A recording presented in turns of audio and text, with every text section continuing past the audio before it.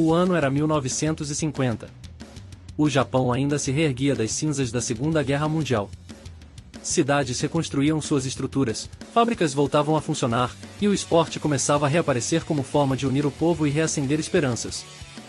Foi nesse contexto que a equipe de futebol da gigante Mitsubishi Heavy Industries, com sede em Tóquio, retomou suas atividades com força. O time havia sido fundado em 1950, como parte de uma política interna da empresa para promover o esporte entre seus trabalhadores. Essa equipe seria a semente do que décadas depois se tornaria o lendário Urawa Red Diamonds. Nos primeiros tempos, os jogadores eram funcionários da Mitsubishi. Engenheiros, técnicos, operários, que treinavam após o expediente e disputavam jogos contra outros times corporativos e universitários, em campos simples, mas cheios de vontade. Eles não tinham estádio. Não tinham torcida. Mas tinham disciplina, espírito coletivo e o orgulho de representar uma das maiores indústrias do país. Em 1950, a equipe ainda jogava de forma amadora, mas com uma base sólida que logo a levaria a disputar os maiores torneios do Japão, como a Japan Soccer League, criada nos anos seguintes. 1950 foi o início discreto de uma história grandiosa. Nas fábricas da Mitsubishi, nasceu uma equipe que um dia se tornaria uma paixão nacional, o Urawa Reds. 1951, no Japão do pós-guerra, cada novo ano era uma conquista. E para o recém-formado time da Mitsubishi Heavy Industries, 1951 foi o momento de sair das margens e começar a construir uma identidade esportiva de verdade. O time, ainda amador, era formado por trabalhadores da sede da Mitsubishi em Tóquio. Mas o compromisso com o futebol crescia. Os treinos se tornaram mais intensos. As partidas, mais frequentes. Jogavam contra times de outras grandes corporações japonesas, como Hitachi, Toshiba e Nissan, confrontos que, aos poucos, se transformariam em clássicos corporativos. Com o apoio discreto da empresa, o time começou a adotar melhorias táticas e buscava inspiração em modelos europeus, já que muitos técnicos e manuais vinham da Inglaterra, Alemanha e até do Brasil, por meio de intercâmbios culturais promovidos pelas indústrias. Não era só futebol. Era parte de um projeto de reconstrução nacional. Um símbolo de disciplina, coletividade e superação. Em 1951, a equipe também começou a participar de torneios regionais organizados por federações locais, principalmente na área metropolitana de Tóquio. Ainda longe do estrelato, mas já mostrando seu potencial. Em 1951, o que havia era trabalho. Trabalho com propósito. Porque ali, entre os campos improvisados e o suor operário, nascia a alma do que um dia se tornaria o gigante. Urawa Red Diamonds. 1952, o Japão dava mais um passo em direção à normalidade. E no campo do futebol, o time da Mitsubishi Heavy Industries seguia sua ascensão dentro do cenário esportivo corporativo, um caminho que, sem saber, o conduziria até se tornar Urawa Reds. A equipe seguia atuando com atletas que eram funcionários da fábrica em Tóquio. Eles trabalhavam durante o dia e treinavam no fim da tarde, sempre com a mesma mentalidade japonesa que reconstruía pontes, estradas e sonhos, com paciência, esforço e cooperação. Em 1952, o time participou de diversos torneios regionais e amistosos, enfrentando outras equipes industriais e clubes universitários. A rivalidade entre times de grandes empresas crescia, e a Mitsubishi começava a se destacar pelo estilo de jogo organizado e disciplinado. Eles não tinham estrelas. Tinham um coletivo. E é no coletivo que começa a verdadeira força do futebol japonês. Nesse ano, a empresa começou a investir levemente em melhor infraestrutura, oferecendo uniformes padronizados, viagens organizadas para jogos e até apoio tático de jogadores ou militares com experiência esportiva. Era o início de um processo que levaria o time a competir em torneios cada vez mais sérios. A profissionalização estava distante, mas o caminho já estava traçado. Em 1952, o time da Mitsubishi ainda era amador, mas já era respeitado. E com disciplina e identidade, dava passos firmes rumo ao futuro. 1953, o Japão se reconstruía com firmeza. As fábricas cresciam, as cidades voltavam a pulsar, e o futebol começava a ganhar uma forma diferente e mais organizada, mais competitiva, mais nacional. Para o time da Mitsubishi Heavy Industries, o ano foi de afirmação. A equipe, formada por trabalhadores da sede em Tóquio, passou a disputar torneios regionais mais estruturados, organizados por ligas industriais e associações esportivas locais, uma espécie de embrião da futura Japan Soccer League. Os jogos deixavam de ser apenas eventos sociais entre empresas. Agora, valiam prestígio, recrutamento e reputação interna. A Mitsubishi sabia disso. E por isso, começou a investir mais em treinos supervisionados por técnicos experientes, melhor preparação física e até observação de talentos de universidades. O time já não era apenas uma distração corporativa. Era uma plataforma de excelência e disciplina. Em 1953, a Mitsubishi Heavy Industries começou a ser vista como uma das potências do futebol industrial japonês. Não havia títulos oficiais ainda, mas o time chamava atenção pelo estilo de jogo coletivo, compacto e eficaz. E mais importante, na cultura que se formava ali, de humildade, sacrifício e profissionalismo silencioso, era a mesma que moldaria, no futuro, a identidade dos Urawa Reds. Em 1953, o Mitsubishi FC ainda era um time de fábrica. Mas já pensava como clube. E clube grande. Em 1954, o futebol japonês ainda era amador, mas começava a trilhar os primeiros passos rumo à organização nacional. E no centro dessa transformação, estavam as grandes equipes corporativas, entre elas, o time da Mitsubishi Heavy Industries, cada vez mais estruturado e respeitado. Com sede em Tóquio, o time mantinha sua rotina disciplinada, em treinos ao fim do expediente, jogos nos fins de semana, e um compromisso que ia além das 4 linhas. Representar a Mitsubishi significava honrar os valores da indústria japonesa em lealdade, esforço, superação. Foi em 1954 que o time participou, com destaque, de torneios industriais regionais mais competitivos, enfrentando clubes ligados a empresas como Toshiba, Hitachi e Avata Steel. Esses confrontos passaram a atrair pequenas torcidas de funcionários e familiares, reforçando o espírito de pertencimento. Aos poucos, o Mitsubishi FC deixava de ser apenas um time de empresa e começava a formar cultura de clube. Em campo, a equipe apresentava um futebol coletivo, simples e eficaz. Fora dele, começava a investir em infraestrutura básica, como campos próprios para treino e uniforme padronizado com as cores institucionais da Mitsubishi. Em 1954, não houve taça. Mas houve estrutura, respeito e rumo. O Mitsubishi não apenas crescia, ele se preparava para durar. Em 1955, o Japão vivia um período de rápido crescimento econômico. As fábricas estavam a todo vapor, as cidades se modernizavam, e o futebol começava a se consolidar como um instrumento de identidade, união e disciplina. Dentro desse contexto, o time da Mitsubishi Heavy Industries, sediado em Tóquio, entrava em seu 6º ano de atividades. E mais do que nunca, a equipe deixava claro que não era apenas mais um time de empresa.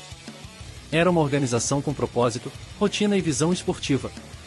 Em 1955, a Mitsubishi participou de mais torneios regionais do circuito industrial, jogos competitivos, com regras oficiais, árbitros e torcida.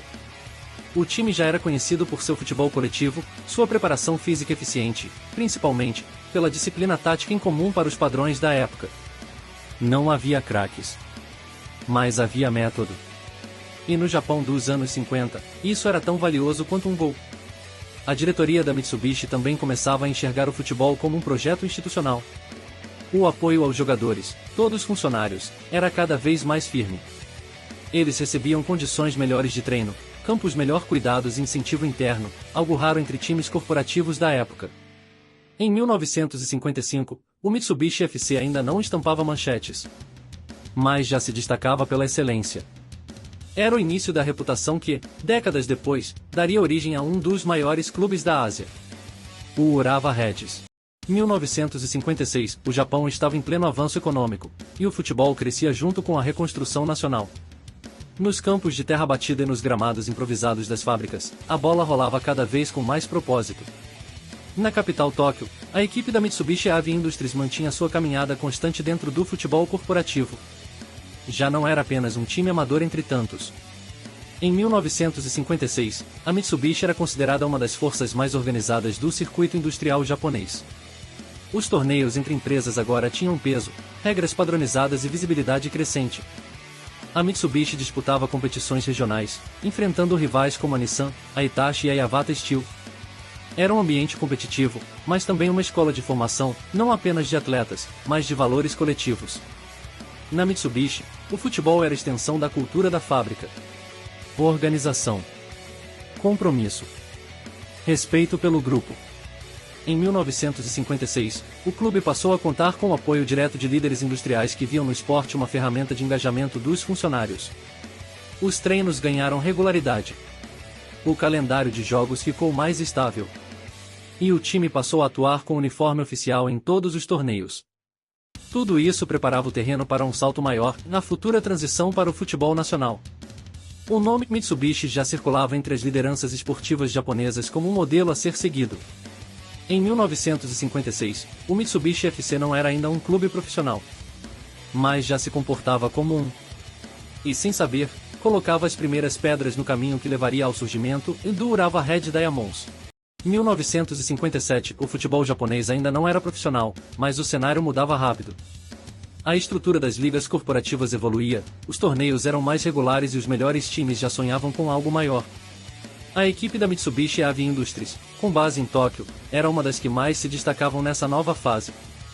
O time acumulava bons resultados nos torneios interempresariais e começava a ser reconhecido nacionalmente, mesmo ainda atuando em nível amador. O diferencial da Mitsubishi não era apenas técnico. Era institucional. Em 1957, a equipe já contava com treinos fixos durante a semana, estrutura de apoio físico e acompanhamento tático. Os jogadores, embora funcionários da fábrica, tinham uma rotina semi-profissional, algo raro para os padrões do Japão naquela época. Eles não jogavam por dinheiro. Jogavam por identidade. Representavam a indústria, a cidade e um modelo de disciplina que começava a inspirar outros clubes corporativos. Além dos torneios locais, 1957 trouxe jogos amistosos contra times de universidades e outras regiões do país, o que ajudou a divulgar o nome da Mitsubishi no ambiente esportivo nacional. A reputação crescia. E com ela, crescia a ambição. Em 1957, o Mitsubishi FC ainda era um time de operários, mas se comportava como um gigante. E cada partida era um ensaio para o que viria. O nascimento de um dos clubes mais amados do Japão, o Urawa Reds. 1958, no Japão, o futebol corporativo atingia um novo patamar. Já não era apenas recreação de fábrica. Era estrutura. Era competição. Era preparação para algo maior. A equipe da Mitsubishi Heavy Industries seguia entre as mais respeitadas do país. Com sede em Tóquio, o time era símbolo de disciplina e eficiência, dentro e fora de campo. Em 1958, disputou os principais torneios regionais interempresariais, enfrentando grandes rivais como a Nissan e a Hitachi, com partidas cada vez mais estratégicas, equilibradas e disputadas. A organização interna do time seguia avançando. O calendário de jogos era fixo. Os treinos táticos incluíam fundamentos europeus. E o clube começava a formar algo raro no Japão da época: continuidade técnica e identidade tática. Os jogadores eram operários, mas pensavam o jogo como treinadores. Cada treino era meticuloso. Cada movimento, estudado. Nesse ano, a Federação Japonesa de Futebol começou a discutir, nos bastidores, a ideia de criar uma Liga Nacional de Elite, uma primeira semente da futura Japan Soccer League, que seria fundada em 1965. E adivinha quem já era cotado como um dos nomes certos para fazer parte desse projeto? A equipe da Mitsubishi. Em 1958, a Mitsubishi ainda era só um time corporativo, mas já era vista como base para um clube de verdade. O caminho estava traçado. O futuro Urawa Reds já tinha alma. Só faltava o palco. 1959, o Japão se preparava para uma nova era, e o futebol sentia esse movimento. O país crescia economicamente. O esporte se organizava. E as equipes corporativas deixavam claro, estavam prontas para dar um salto histórico. A equipe da Mitsubishi Heavy Industries, baseada em Tóquio, era uma das mais influentes desse processo. Em 1959, a equipe disputava com destaque os torneios regionais industriais e amistosos nacionais contra universidades e outras grandes empresas.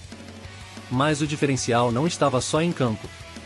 A Mitsubishi passava a ter departamentos específicos de esportes dentro da empresa. Isso significava orçamento, logística e planejamento exclusivo para a equipe de futebol. Eles ainda eram funcionários da indústria, mas agora eram tratados como atletas de elite. Em 1959, a Federação Japonesa de Futebol estreitava o diálogo com as grandes corporações. O plano de uma Liga Nacional de Clubes ganhava forma nos bastidores, e os dirigentes da Mitsubishi já participavam das conversas. O time era exemplo de organização, respeito institucional e comprometimento com o desenvolvimento do futebol japonês. Em 1959, ainda não havia escudo, torcida ou estádio próprio. Mas havia tudo que um grande clube precisa para nascer. estrutura, história e ambição. O coração dos futuros Urawa Reds já batia forte. Faltava só o Japão perceber.